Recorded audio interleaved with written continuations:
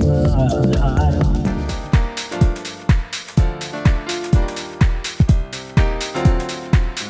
Η εταιρεία παραγωγής και εμπορίας χρωμάτων και βερνικιών SPS Δημητρίου ΑΒΕ με έδρα τη Θεσσαλονίκη ξεκίνησε το 1975 την παραγωγική της δραστηριότητα στα οικοδομικά χρώματα Superlux.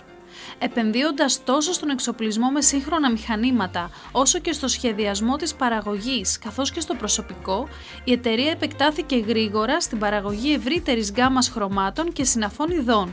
Πρωταρχικός στόχος της SPS Δημητρίου ΑΒΕ είναι η υψηλή ποιότητα, η εξειδίκευση και ο συνεχής εμπλουτισμός της ποικιλίας των χρωμάτων, ακολουθώντας πάντα τις ανάγκες της αγοράς.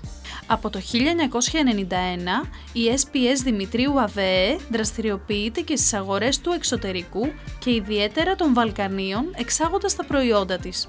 Η ανάγκη για δημιουργία προϊόντων άριστης ποιότητας καθιστά την SPS Δημητρίου ΑΒΕ πιστοποιημένη με ISO 9001-2000, ακολουθώντας αυστηρά τα διεθνή πρότυπα ποιότητας και ασφάλειας.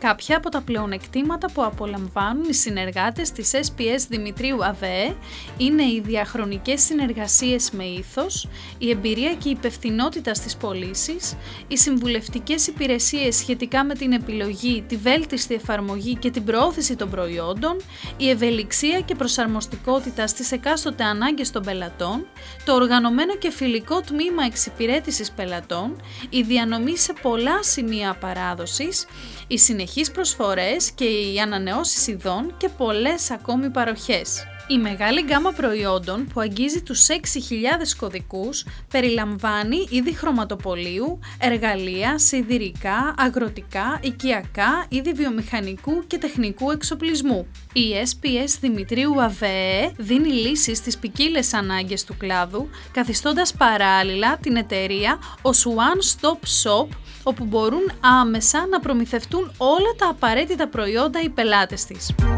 SPS σημαίνει ποιότητα, αξιοπιστία, οικονομία.